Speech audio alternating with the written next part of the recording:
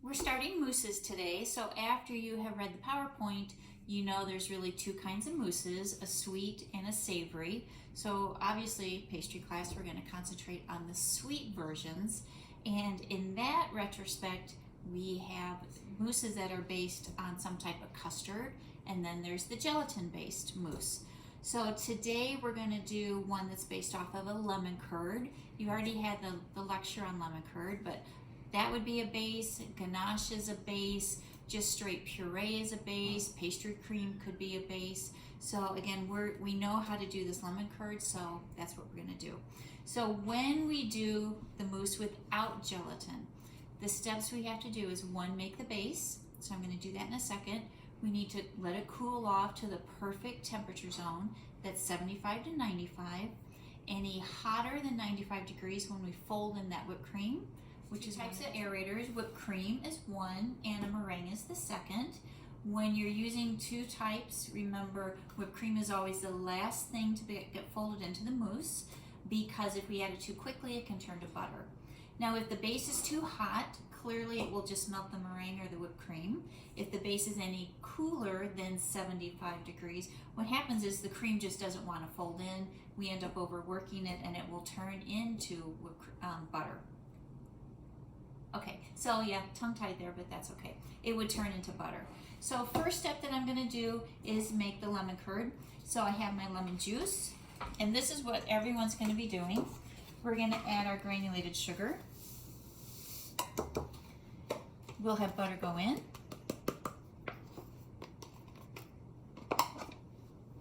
We have our thickening agent, which is our yolk. And we have one whole egg. The rest of the ingredients, all we have left is our whipped cream and a little bit of lemon zest. Now you can add the lemon zest right now, but since in a good lemon curd we learned that you have to strain it, I don't want to add the lemon zest now because it will just get strained out. So we're going to take this to the stove. Remember, when we're going to do this lemon curd, we're going to stir it the whole time because we don't want any lumps and we don't want our eggs to coagulate. We're looking for this just to start to thicken. It won't come to a boil like pastry cream does because we don't have any starch in here. So again, when just egg is our thickening agent without it being protected by a cornstarch or a flour, we're just looking for it to thicken. So this will get maybe 170, 180 degrees. Make sure to stir it constantly. You can use a wire whip. I prefer in the beginning stages to use a wire whip, but when you do it, you can hear the whip is hitting the bottom of the saucepan because we want to make sure that we get the entire bottom so it doesn't start to scorch. So I'm just going to start to mix this. My heat is on low, and this will take about 2 minutes.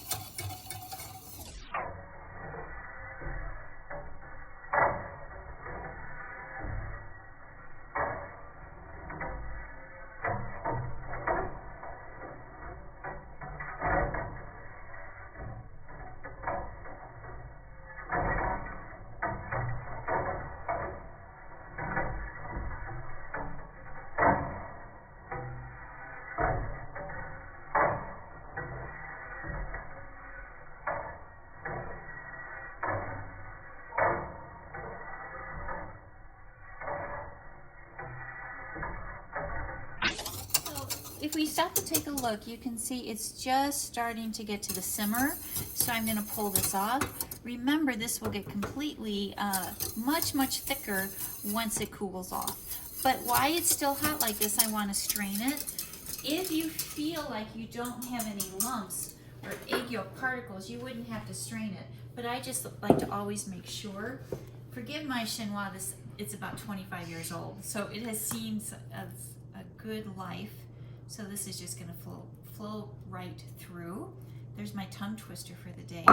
And again, you can see if I did put the lemon zest in here, that it would just get caught in the chinois and then I would lose some of the flavor. So we just need to strain this and then I'll see if I have any egg particles.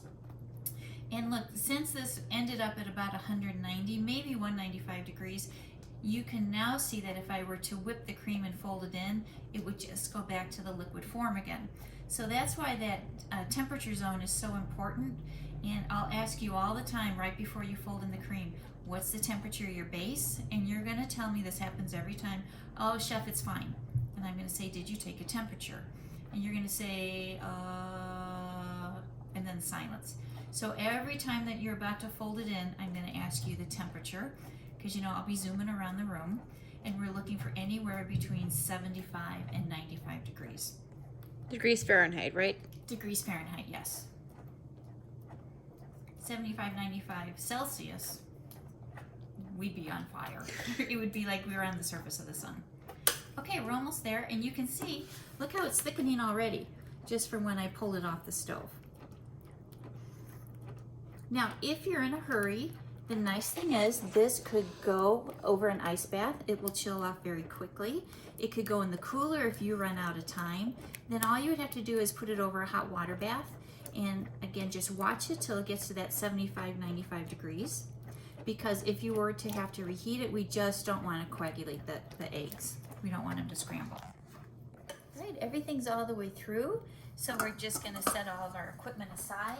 Now I'm gonna put a thermometer in. And remember, 75 to 95. I have my thermometer set at 88, just because it's kind of in the middle. And you can see right now, it's still, temperature's still going up, so I'm probably gonna be about 140, 145 degrees. So again, I'm too hot for the zone. But because in a kitchen we just can't stand around, we're gonna go ahead and make our aerator. And again, we have two aerators that go in mousse. We have the softened whipped cream, and we have meringue. You can do both of them. It'll just depend on the lightness and the sweetness that you want from your cream. Since we have so much sugar in our lemon curd, we're just gonna do straight whipping cream. Now, there's a couple theories to this. Some chefs like you to go to stiff peaks when they make the cream, but then you have to be very careful when you fold it in, because we know that those molecules stretch too much, they break, and then the cream goes liquid again. So we're actually gonna go to soft peaks, just because the more we mix it and mix it, in case you're a little bit on the slower side or you're using too much strength, I don't want the cream to break on you, so that's why we're gonna go to soft peaks today. So I'm just gonna grab my machine. We're gonna zoom right in. Remember, when you do your whipping cream, we want it to be at least 30% butter fat. What we buy at the school and what you can buy at the grocery store is heavy whipping cream, and that's at 36% butter fat. The higher the butter fat, the silkier the final product will be. 36 is about the average that is done. It goes all the way up to 40%. And 40%, you just have to start to watch it, because the higher the butter fat content, the easier the cream can turn to butter on you. So I have my whipping cream. We have 6 ounces of it. We're gonna pour it in. And again, we're just going to soft peaks, and that's gonna look like a Dairy Queen ice cream cone. So I'm gonna go down. As always, I'm gonna start just a little bit on slow speed, just so it doesn't splatter up. And then I'll be moving, you can see, to a higher speed. So about 1 minute, I'm gonna check it. Let's check the cream, see where we're at. So if I were to take this and you can look in, you can see it's just starting to get thick, but it's not holding a peak yet. It's not even to ribbon stage, because it's coming off in drips. So I'm gonna give it 45 more seconds.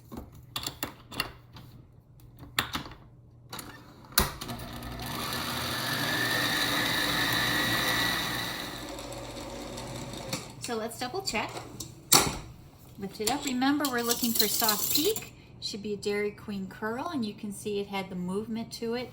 Now guys, if there's ever any point that you over whip your cream, if you can catch it before it really starts to turn yellow, we can save it. You would take a little liquid heavy cream, stir it in, and it brings everything back together. So we wouldn't run the risk of it turning into butter. So remember, if that happens to you, don't panic. Add maybe a tablespoon of liquid cream, and then it'll come right back. So now I'm just gonna sprinkle the lemon zest over this. Now, if you don't like lemon zest, you could omit it, but it's just gonna bring more flavor into our mousse. So we're gonna come on over. We're gonna check our temp. We are good to go. So I put mine on an ice bath just to speed it up. And you can see how much thicker it is. It looks just almost as thick as our lemon curd. This one just had a little bit less egg yolk, so it'll be more mousse-like. So now we're ready to start to fold in. Remember, when we do the aerator, always in thirds. But when we do a mousse, I'm going to switch technique on you, and we're actually going to fold in with a wire whip. The whip will just help incorporate all the heavy cream a little bit faster than a spatula. So my first third goes in, I take my whip, I go to the center, and I spin the bowl, and I just continue to mix this until you lose almost all the white streaks. We'll still have some white streaks in. You can see I have a few in. So now I'm going to go ahead and add my next addition. If I were to fold in every amount until the white streaks are completely gone, it will actually have over-mixed my mousse and my cream could turn. Because at this point, I couldn't add the liquid cream to save it because the whipped cream is already started to incorporate into the base. So second addition is in. You can see it's getting much lighter and much fluffier. I have a few white streaks left, so I'm going to stop and I'm going to add my last addition of my whipped cream. I want to make sure to get all of it. So I'm going to use my bench scraper.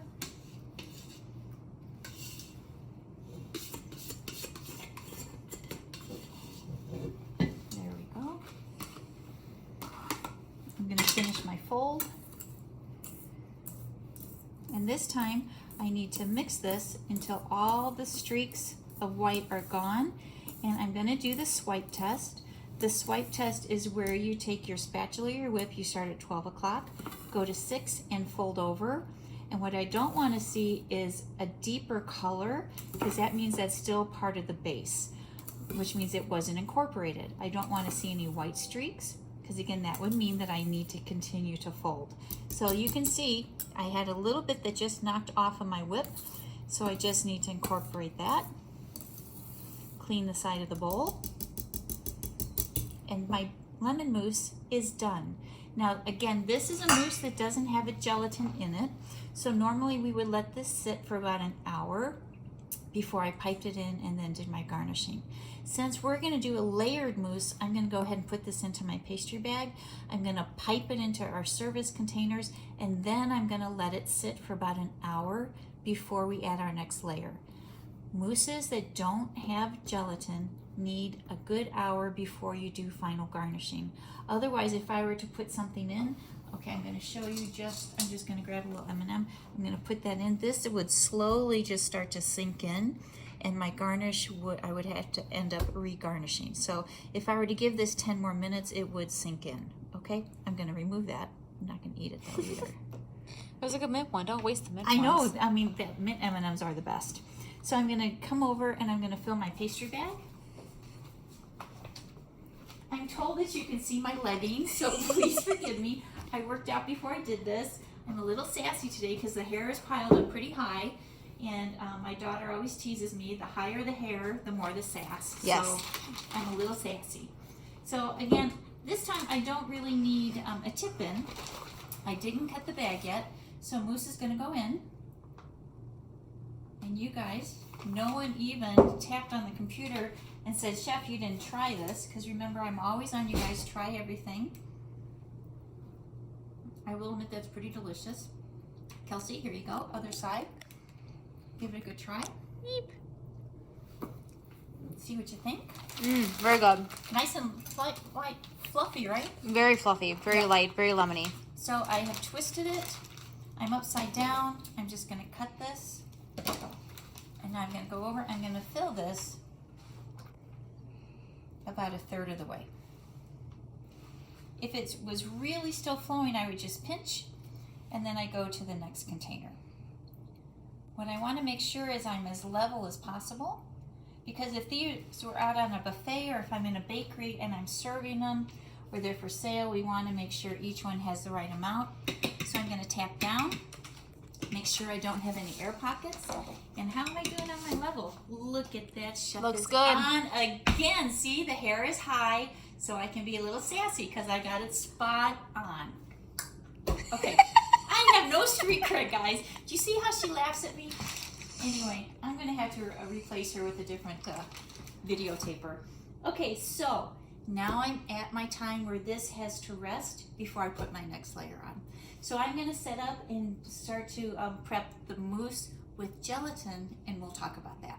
Okay, so the lemon mousse, remember, was a mousse that didn't have gelatin. We're going to do a raspberry mousse now that is gelatin based, and pastry chefs love to add gelatin just because then it is more stable and then the mousse can sit out on a buffet line longer. The downside to something that has gelatin in it is it can sometimes give you a little bit of a chewy texture or a little bit of a rubbery texture if you use too much. Now, there's two types of gelatin in the pastry world. The first, these are our gelatin sheets. These come from Europe. They're a little bit expensive. They're about 5 times the cost of granulated gelatin. Pastry chefs love to use this sheet gelatin when we're doing a vibrant color, so it will still stay beautiful red or beautiful orange. Whereas Knox gelatin, when you look at it, of course, most of you have used this before, it never really sets clean or clear. Whereas you can see through the sheet gelatin, you can't see through the granulated gelatin. So that's why chefs will choose one over the other. Now, if you're doing a chocolate mousse, you would probably do the granulated gelatin because you're not really worried about the shine or the beautiful color that you would be for a fruit mousse. Now, when we start to do this, if you look at that raspberry mousse recipe, it just says 1/4 ounce of gelatin softened. When you don't see a water amount for the gelatin, you know that the formula is always calling for sheet gelatin. If it says gelatin and then the next line 1 ounce of water, that is for granulated gelatin. Hopefully the formula will then tell you in the directions which way you're going, whether you have to bloom it in this measured amount or just in a bowl of water. For gelatin to work, it has to be activated. So that's the step called blooming. Blooming is just like a rose where it just starts to swell open. So gelatin must be bloomed and softened, and then gelatin has to be heated in order for the gelatin to start to activate. So there's 2 different ways that you bloom the gelatin. For the sheet gelatin, we take it, and just because I have a small lotus bowl, I'm going to actually just break my gelatin in half, and I'm going to push it into the water. Now for sheet gelatin, guys, there is no measured amount of water. It's just enough to make sure the gelatin is just all the way into the water, and then it sits for at least 1 minute. Now we don't want to let this sheet gelatin sit in the water too long because eventually it would completely dissolve.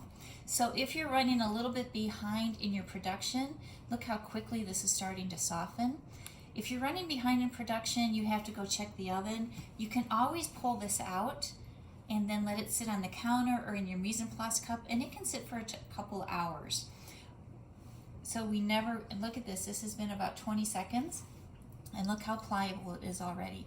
If I let it sit in here all the way, too much gelatin starts to get into the water, and then we lose the thickening power of our gelatin. So this is completely nice and soft. You can see this. At this point, I'm not going to wring this out either. You know, I could squeeze out the excess water. If I did that, guys, I would lose some of the gelatin. So my sheet gelatin is bloomed. So I'm going to dump out this water, and I'm going to put the gelatin right back into the bowl, and I'm going to hold it. Now, if I'm doing granulated gelatin is always dissolved in about 3 times its weight in water or juice. It doesn't have to be straight water, but make sure that the liquid is cold. So I'm going to go 3 to 1. So I'm going to do 3 tablespoons of water. And this is just for example because we're going to use the sheet gelatin today. And I'll do 1 tablespoon of the gelatin. And then you're just going to sprinkle the gelatin over the water. We want to make sure that the gelatin all gets moistened. And you can see how quickly it's absorbing in. If you see yourself get some spots like around the side of the bowl that don't really want to dissolve in, you can just stir this in. And when it's bloomed, guys, it's going to look just like applesauce. So this again would sit up to about a minute. The nice thing about granulated gelatin It could sit for days once it's been bloomed. We don't have to worry about it. It can just go right at room temperature. So let's look at this. Look at this consistency. Doesn't that look like applesauce? Yes. Thank you, audience. So this is completely bloomed gelatin, but I can let this sit as long as possible. So this was 3 to 1, 3 liquid to 1 gelatin. You sprinkle it over, and then we would end up heating this. We'll have to heat this also. So remember, gelatin has to bloom, which means soften in some cold water or cold liquid, and then eventually we have to heat it. Now there's a couple other things about gelatin that we need to worry about. One is that gelatin, once it's added to the hot base, it should never go to the boiling point. If your liquid with the gelatin boils, it breaks down the thickening power of gelatin and your product will not run. It won't thicken. So always make sure to watch it and don't let it come to the boiling point. 2, when you're doing mousses, a tropical mousse like a papaya, a mango, a pineapple, a kiwi, or a guava, they have an enzyme that will break down gelatin. So it has an enzyme called bromelain. Bromelain hurts gelatin. So if I were to use the fresh product, I would have to saute them or poach them before I use them. The poaching or any type of heat breaks down the bromelain, and then I could go ahead and use a gelatin based. If you use the fruit that we get, you know, the ravi fruit or the cap fruit, it has already been treated with heat, so you don't have to worry about that. So if I got this ravi fruit pineapple, it's already been processed, so I don't have to saute it or to poach it. So we have to remember that. Okay, so 1, bloomed and heated. 2, any type of tropical fruit, the fruit has to be treated so it breaks down the bromelain. The next thing we have to remember is try to be as accurate with measurements as you can, which is why gelatin is almost always weighed instead of just using the packets that you get. This I got at Sam's Club or at Costco, so you can get it in the bulk size. Otherwise, it does come in the little packets, very much like yeast. But never trust them, always weigh the packets, okay? If I were to under measure my gelatin, my product would just flow, and so it wouldn't be able to be stable. If I over measured it, I don't want something so rubbery that I could touch it and it would just start to bounce back at me, because then it will have a chewy consistency. So again, we have so far, gelatin has to be bloomed, gelatin has to be heated, measure accurately, make sure to destroy bromelain that could be in a tropical fruit.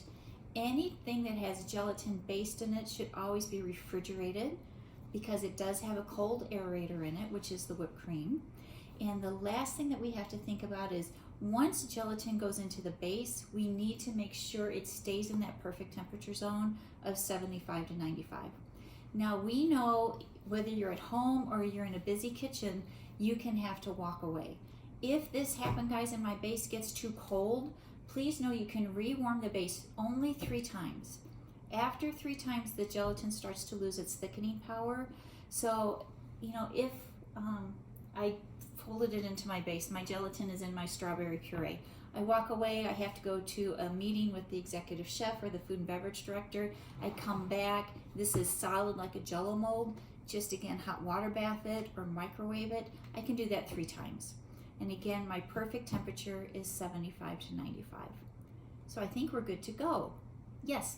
Audience member has a question. Yes. I know you said for the powder gelatin to dissolve it in cold water. Mm-hmm. Does the sheet gelatin also have to be dissolved in cold water too? Yes, or some type of cold liquid. It could be cold juice, cold puree, or cold liquid. If it's hot, it starts to dissolve it right away.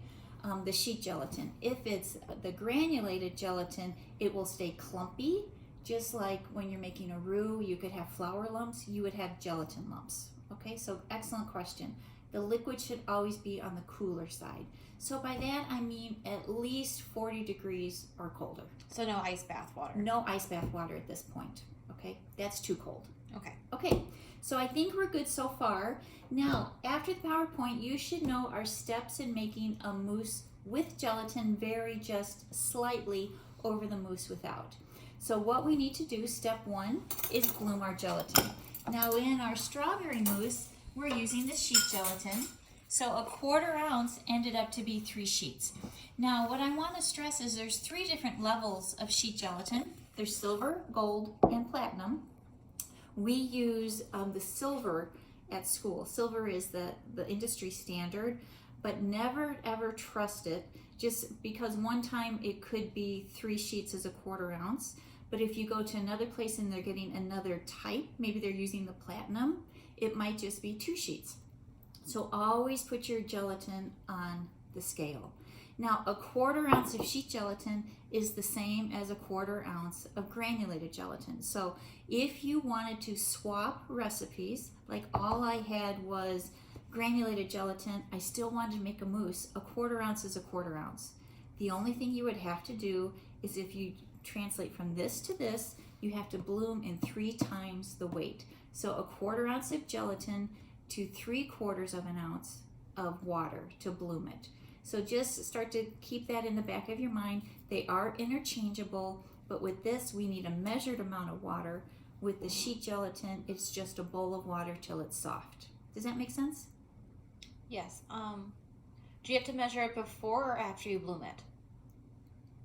You always measure before, Okay. in the dry form. Okay. Okay, because it will weigh more once it's been bloomed, because it will have absorbed the water. Another excellent question. Thank you, audience member. You're so welcome. Okay, so after we have my gelatin bloomed, the next thing I have to do is make the base. So with our strawberry, we're going to do straight strawberry puree. Again, this is not considered a tropical fruit, so I didn't have to treat it. I have my granulated sugar. I have Kirsch. Now, Kirsch is really just here to bump up the flavor. You could do Chambord. I could do a white rum. If I was doing a pineapple one, I might use some coconut rum. You could eliminate it altogether, but then substitute the alcohol with water, because again, it's all varying about the thickness of the gelatin. Okay, and then I'm going to have my aerator, which is going to be whipped cream. Okay, so since we know in our theory that gelatin has to be hot to or actually work, there are 2 principles that we could do. We could microwave this and turn it liquid and then stir it into my base, but I'm actually going to make life easy for us so that I don't have to dirty another pot. I'm actually going to put these 3 ingredients together in my saucepan. What are those 3 ingredients again? My ingredients are, I have my strawberry puree. It's going to go in. And you can think a mousse should always be very silky. We don't want any grit to it. And look what I'm adding. I'm adding granulated sugar. So my sugar now goes in, but I know in order for this to go liquid, I have to heat it so my mousse will have a nice silky mouthfeel. So I'm going to have to put my puree and my sugar on the stove until my sugar is dissolved. And I'm going to add my Kirsch. So let's take a little trip. Mr. Rogers' Neighborhood, we're coming over here. We're going to introduce the heat. I'm just going to stir this until the sugar is granulated. Depending on my batch size, you know, when I was at the hotel, we would have to make mousse for 1,000 people. So I would be in a big stock pot or a big brazier. And then it took sometimes up to ½ hour. But we're just doing enough for 5 portions, so this isn't going to take long at all. We never want to trust it, so we always have to check. What better tool to check with than your fingers? My hands are clean, so I would just take this and I would rub this between my fingers. Kels, go ahead and do the same thing. Her hands are clean too. Go ahead and rub it, and do you feel any grit? Barely. Barely. So if I were just looking at it, I would think, oh, this is good to go. But this would give a little bit of a crunch of the mouth. Did you feel that? No. But I believe you. Believe me, okay? By the time she put it in her mouth, it was already dissolving in her finger because she was rubbing like this, like, I can't believe I had to stick my hand in this strawberry puree. Pretty much. Pretty much. But you guys, we are used to working with our hands, so I'm going to test it again. Okay, Kels, test it again. Oh, different finger. Different finger because you put your finger in your mouth. I did. Okay, now go ahead, rub it, and what do you feel? It's smooth. It's smooth. Perfect. So that's what we're checking for. So that took very little time. So now what I'm going to do is I'm going to grab my gelatin. And because this is hot, this should melt my gelatin. And so I'm just going to drop this in. I'm going to stir it in, and if Kelsey zooms in enough, you'll see that the gelatin starts to melt almost immediately.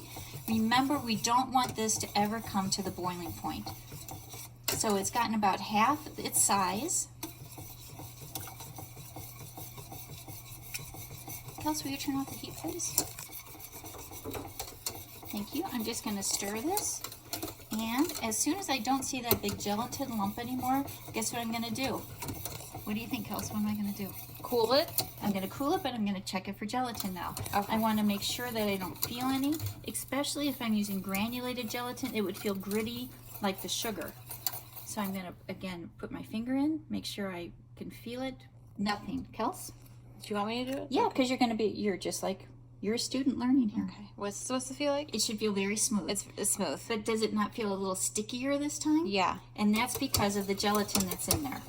So now, it tastes good though, right? Mm-hmm. It sure does. It sure does. We're going to take this over. We're going to now chill it, because guess what we have to do? We have to get it back to the food danger zone. I'm sorry, food danger zone. That's a cut. But we won't edit that out because, you know, sometimes chef makes a verbal faux pas. We need to get it into the perfect temperature zone.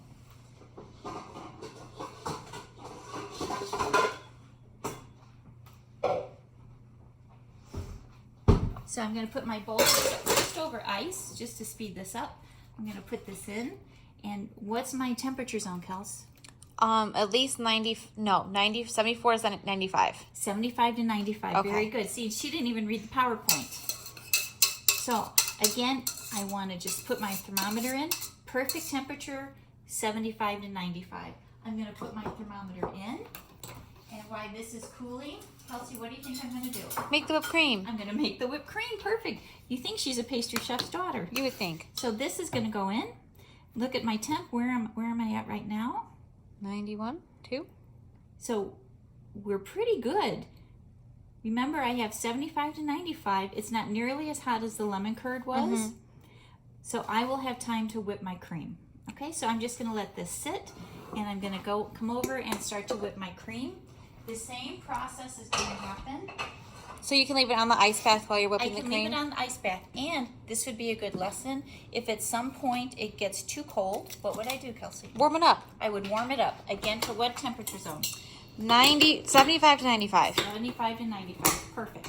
So again, my cream is cold. It's at least 36%. I'm going to put it in.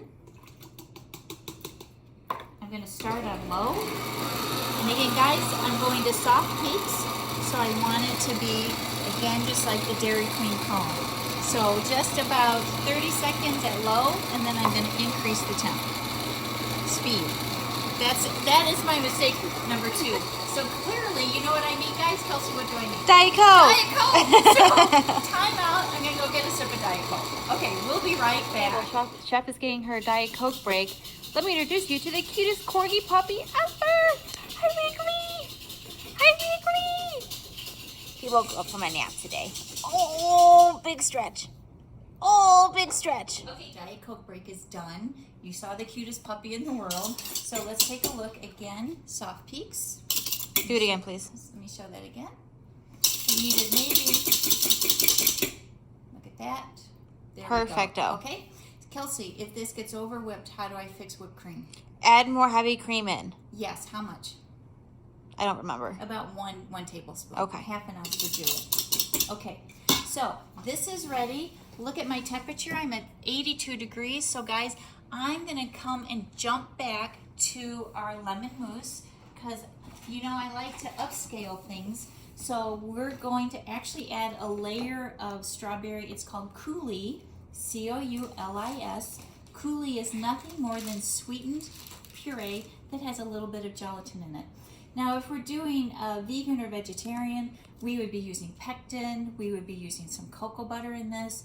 In the PowerPoint, you saw about 4 to 5 different thickening agents to use instead of the gelatin. Okay, I'll have this ready for us. I'll have a vegan one ready for us also.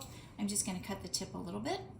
Now, because my mousse is cold, look how it's set up beautifully. My mousse is cold. I don't want my coulis to be too hot because then it would go ahead and melt my mousse. So I'm just going to take this. It's almost like we're building a trifle. I'm just going to put a little bit of the coulis. I'm just going to run it right around so that when we start to build this, see, we'll have some beautiful lines to separate. So cover the entire mousse with the coulis. I'm going to cover the entire mousse with the coulis, just about under a 1/4 inch. And then this has to set up again. So that's why I'm going to do this now while my base is still cooling. Check the temperature of the base and look, we're at 81 degrees. 80, perfect. So we are within the range. Remember Kel's temperature range? 75 to 95. 75 to 95. So I'm just going to equalize the temperature a little bit. I'm going to get rid of this.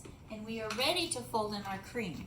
So again, we're at medium, soft to medium peaks, 1/3 at a time. So I'm going to take just 1/3 of this. I'm going to use my wire whip. Again, it will just break the whipped cream and make it fold in a little bit faster, just until I see a few white streaks. Perfect. So I can still see some white streaks, but look how quickly that thickened with just 1/3 of the cream. So now I'm going to go half of my remaining cream.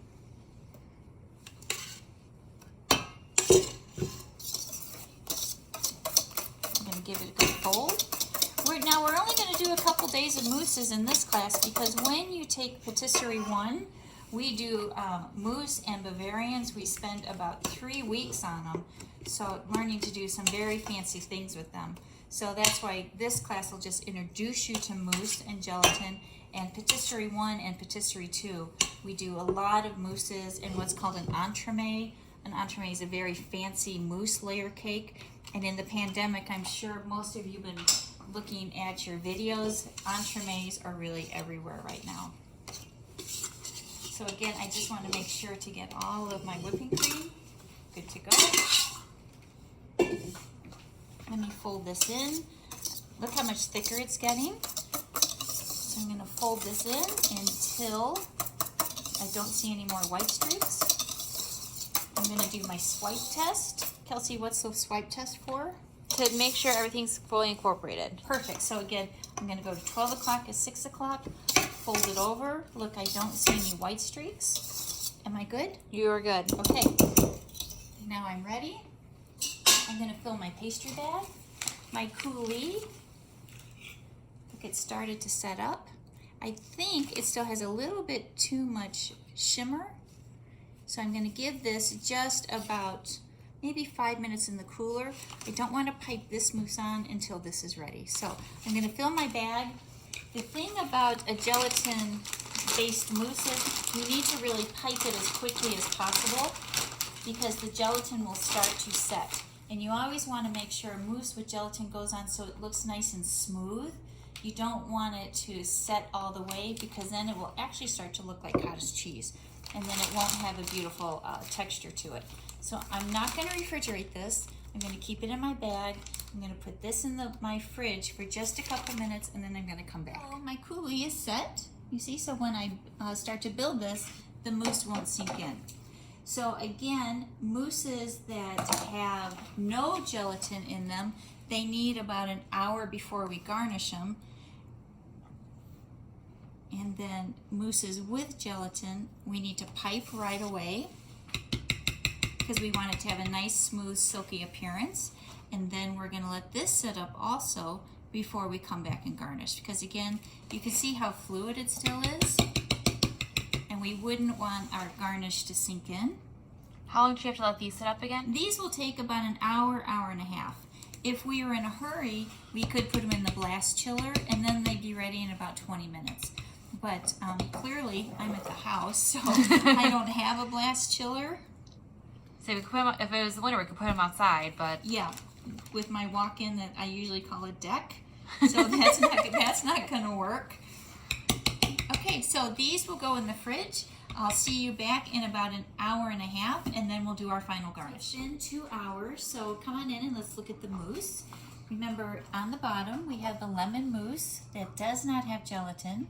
We have our coulis, and then the strawberry mousse with the gelatin, and that has to set up, and you can see it is ready to go. If I would have garnished too soon, the garnish would have sunk in. So here's what our finished mousse is going to look like.